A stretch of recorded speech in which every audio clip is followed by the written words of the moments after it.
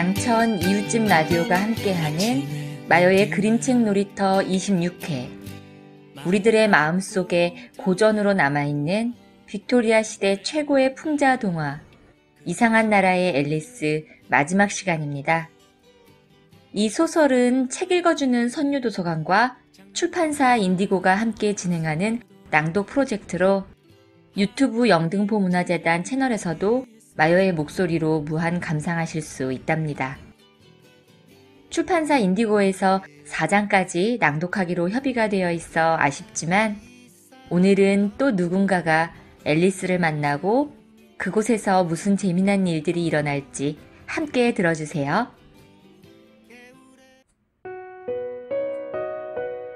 제목 이상한 나라의 앨리스. 루이스 캐럴 지음, 김양미 옮김, 김민지 일러스트, 출판사 인디고. 휘리리. 4. 토끼가 비를 보내다. 소리의 주인공은 갔던 길을 천천히 되돌아오고 있는 행토끼였다. 토끼는 무언가를 잃어버렸는지 걱정스런 낯빛으로 주변을 두리번거리고 있었다. 앨리스는 토끼가 혼자 중얼대는 소리를 들었다. 공작부인, 공작부인. 아, 내 사랑스런 발. 내 털과 수염아. 부인은 날 죽이려고 들 거야. 안 봐도 훤해. 도대체 어디다 떨어뜨린 거지? 앨리스는 이내 토끼가 부채와 흰 가죽 장갑을 찾고 있다는 걸 알아채고는 마음씨 착하게도 이리저리 찾아보기 시작했다.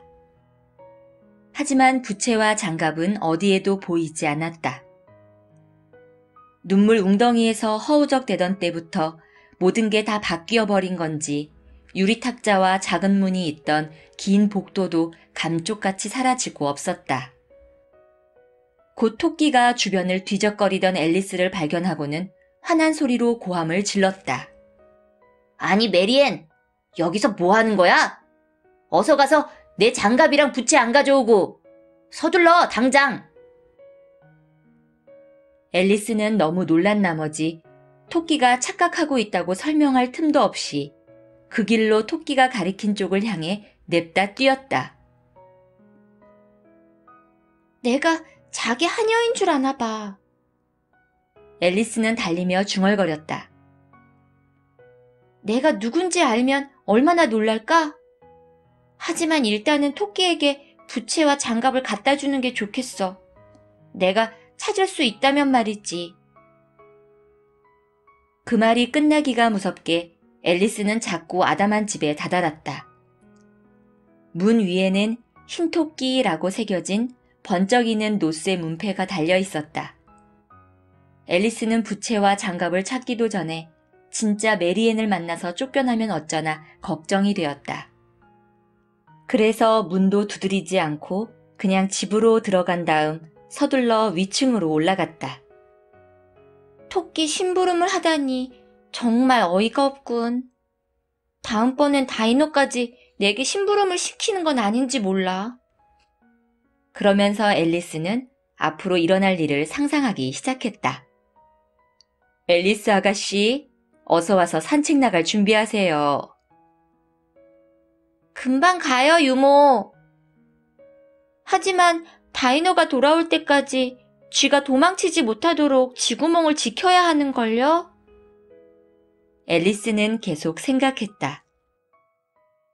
다이노가 그런 식으로 사람들에게 명령을 하다간 집에서 쫓겨나고 말 거야. 그때 앨리스는 창가에 탁자가 놓인 작은 방으로 들어선 참이었다. 탁자 위에 앨리스가 바란 대로 부채 하나와 조그맣고 하얀 가죽 장갑 두세 켤레가 놓여있는 게 보였다. 앨리스가 부채와 장갑 한 켤레를 집어들고 막 방을 나오려는데 거울 근처에 놓인 작은 병 하나가 눈에 띄었다. 이번엔 날 마셔요와 같은 표시가 없었는데도 앨리스는 병마개를 열고 입으로 가져갔다. 내가 뭔가 먹거나 마시기만 하면 재미난 일이 일어나잖아? 그러니 이 병도 확인을 해봐야겠어. 다시 자라게 해준다면 얼마나 좋을까? 이렇게 작은 몸으로 있는 건 정말이지 너무 지긋지긋해. 앨리스의 바람이 정말 이루어졌다. 그것도 기대보다 훨씬 빨리. 채 반도 마시기 전에 앨리스의 머리는 천장에 닿아 짓눌렸고 목이 부러지지 않게 고개를 수그려야만 했다. 앨리스가 얼른 병을 내려놓으며 중얼거렸다. 이 정도면 됐어. 더 이상 커지면 안 되는데. 이러다간 저 문으로 나가지도 못한단 말이야. 이렇게 많이 마시는 게 아니었는데.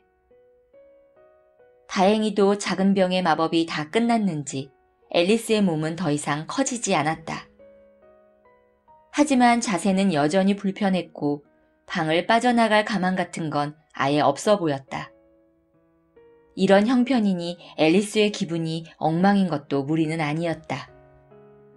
불쌍한 앨리스는 생각했다. 집에 있을 때가 훨씬 좋았어. 계속 커졌다 작아졌다 하지도 않고 쥐나 토끼가 이래라 저래라 하지도 않았잖아. 토끼 굴로 들어오는 게 아니었어. 하지만 그렇긴 해도 이렇게 사는 게 더 재미있잖아? 나한테 벌어질 일들이 너무 궁금하단 말이야.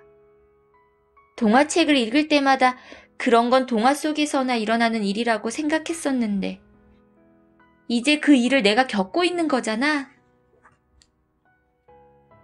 나에 대한 책이 있어야 해. 그렇고 말고 내가 크면 꼭 한 권 써야지. 하지만 난 지금도 이렇게나 큰걸. 그러고는 서글픈 소리로 덧붙였다. 적어도 여기서는 더 이상 못 클 정도로. 앨리스는 생각했다. 지금보다 더 나이를 먹지 않는다? 생각해보니 좋은 면도 있긴 해. 할머니가 될 일은 없을 테니 말이야.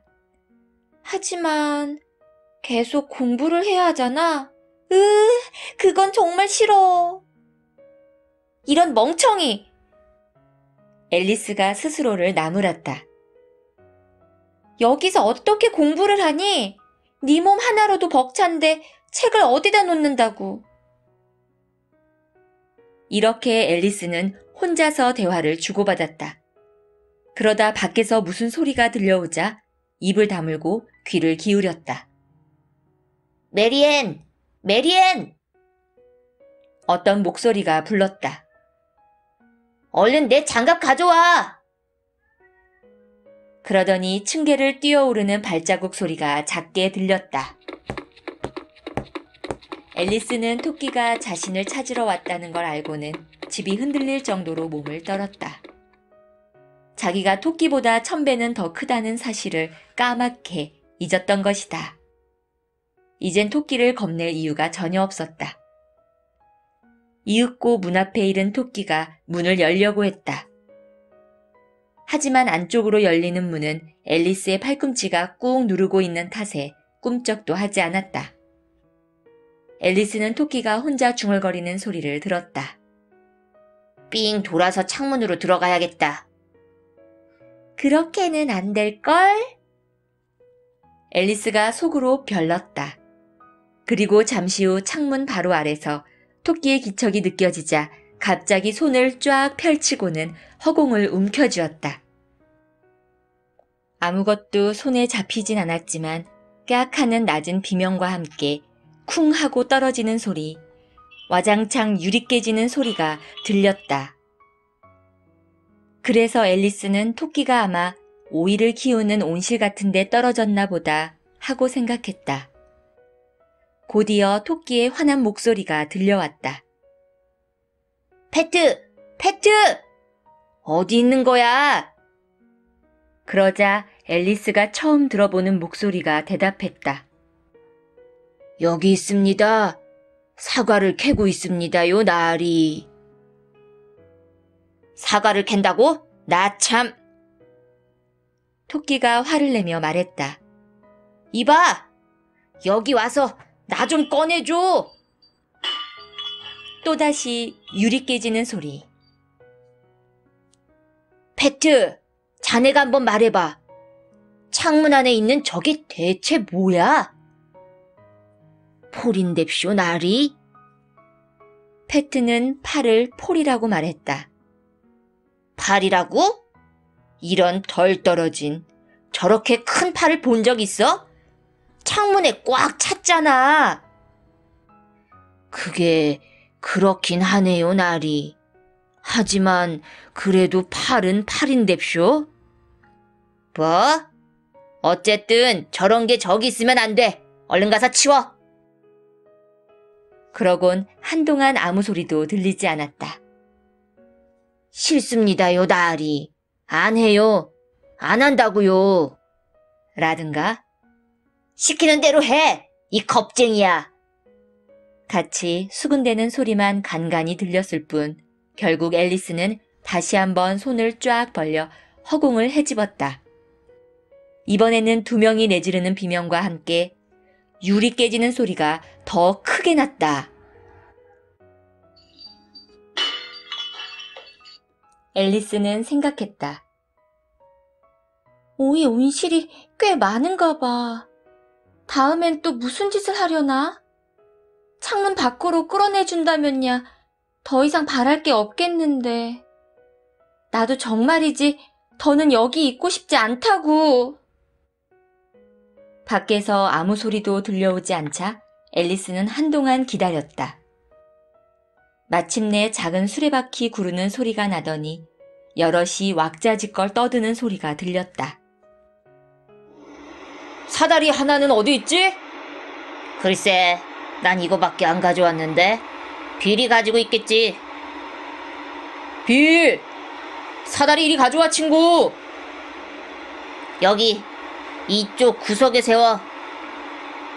아니, 먼저 한 대 묶어야지. 아직 반도 안 닿네. 그래, 이젠 되겠다. 적당히 해. 이봐, 빌! 이 밧줄 잡아! 지붕이 잘 견뎌낼까? 저 석판 엉성하니까 조심해. 떨어진다! 머리 숙여! 누가 그랬어? 빌일걸? 굴뚝은 누가 내려가지? 아니, 난 싫어. 네가 해. 나도 안 해. 빌이 내려가면 되겠네. 이봐, 빌. 주인님이 너더러 내려가래. 잠자코 있던 앨리스가 중얼거렸다. 그러니까 빌이 굴뚝을 타고 내려온다. 이 말이지? 다들 뭐든지 빌한테만 떠넘기는군. 난 절대로 빌 같은 사람은 되지 말아야지.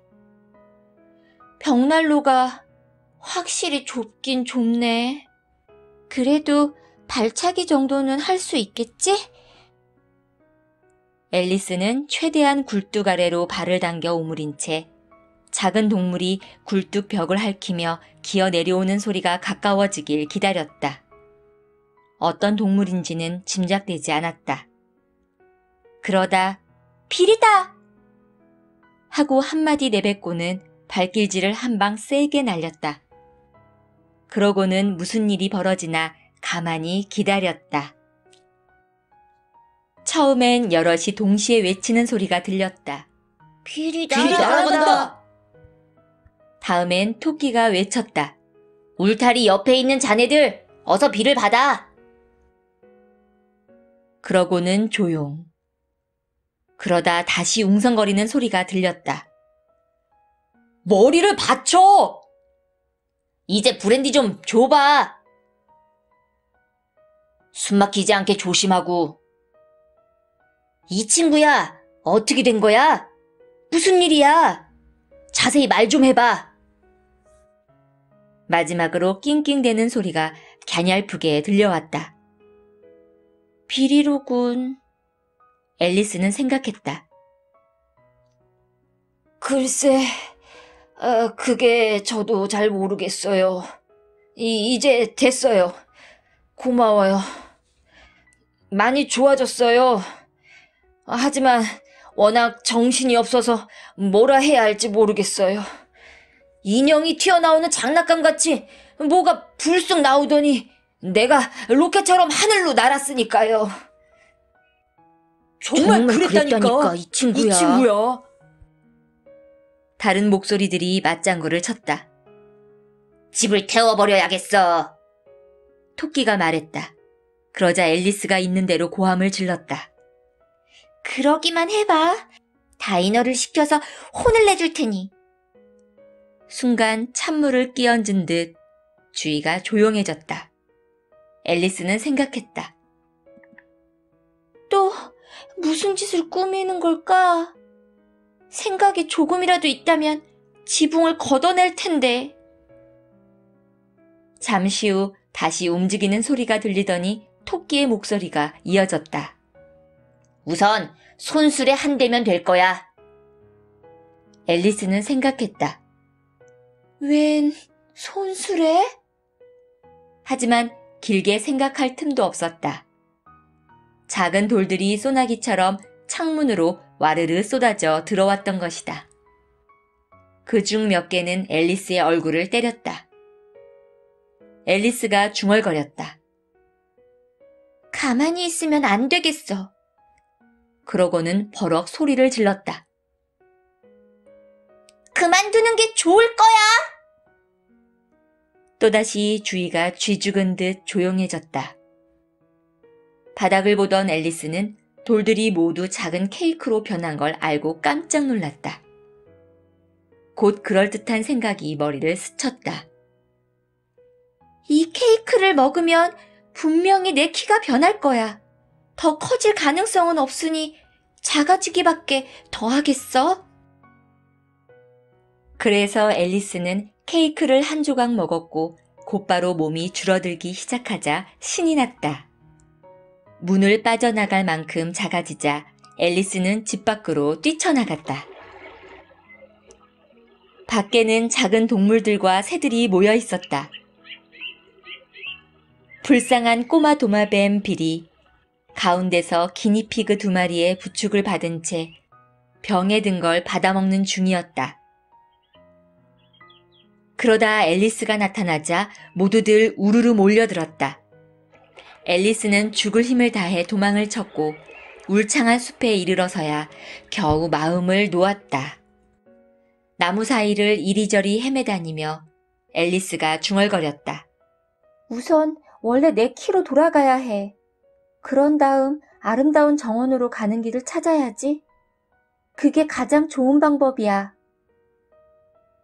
그것은 확실히 멋진 계획이었고 군더더기 없이 간단한 방법 같았다. 단 한 가지 문제가 있다면 어떻게 시작해야 할지 감이 전혀 안 잡힌다는 점이었다.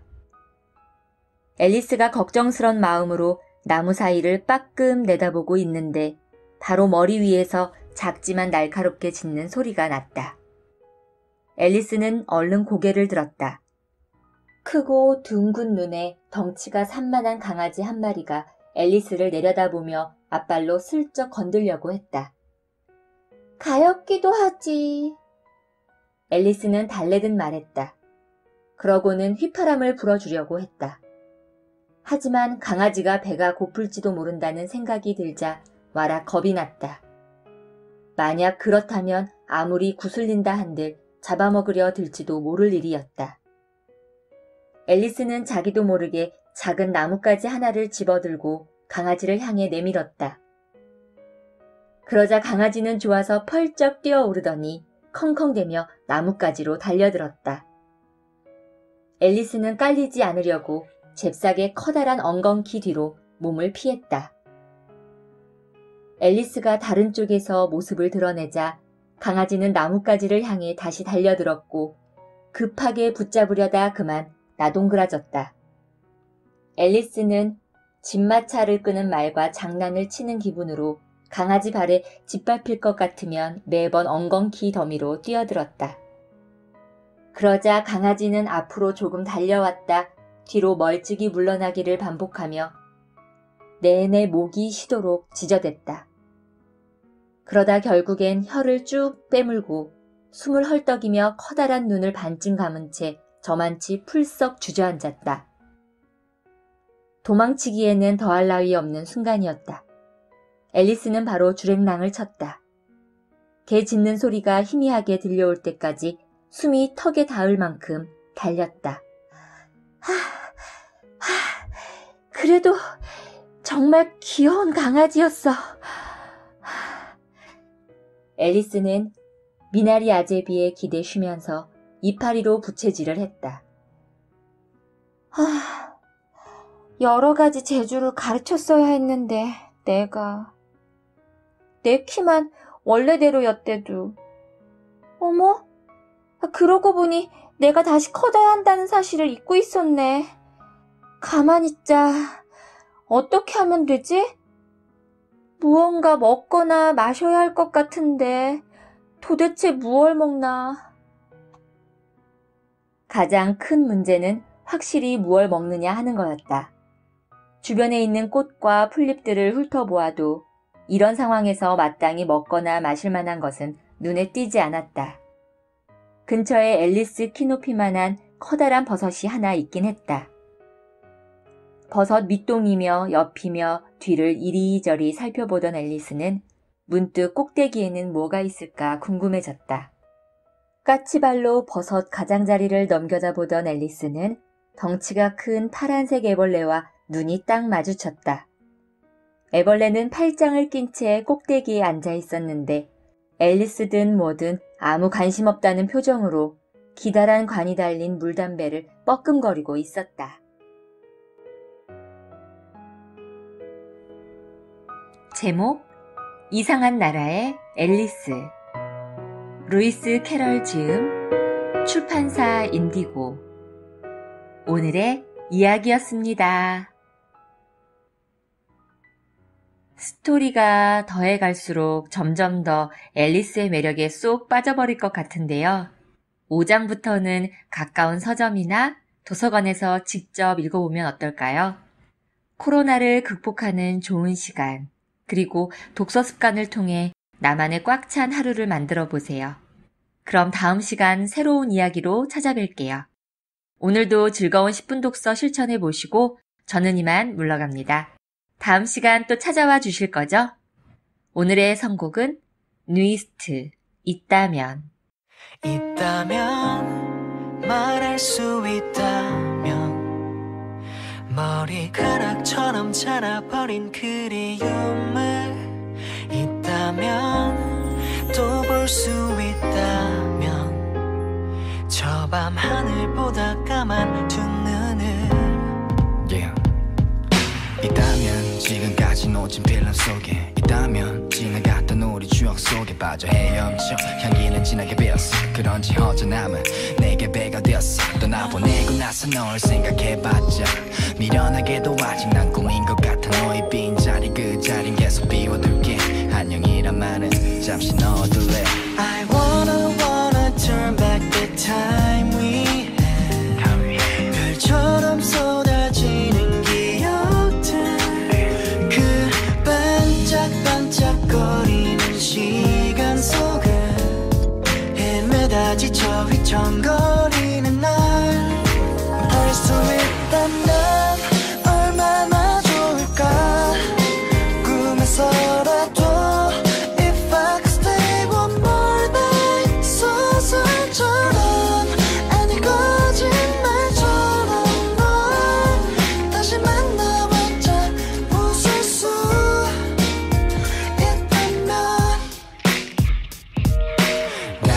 걸어도 시간은 같이 가 다른 풍경을 봐도 하늘은 같이 봐 함께 그려졌었던 도화지의 노란색 채워지지가 않았어 지금 이 그림에 널 다시 볼 수 있다면 너와 웃을 수가 있다면 이게 꿈이라서 손잡을 수가 있다면 얼마나 좋을까 놓치지 않을 텐데 안녕이란 말은 잠시 넣어둘래 I wanna go back to you tonight 숨처럼 참기 힘든 추억들 또 어느샌가 피어난 연기 되어 내 눈을 가려 휘청거리는 널 그때 널 다시 만날 수만 있다면 할 수 있다면 얼마나 좋을까 꿈에서라도 If I could stay one more night 소설처럼 아니 거짓말처럼 널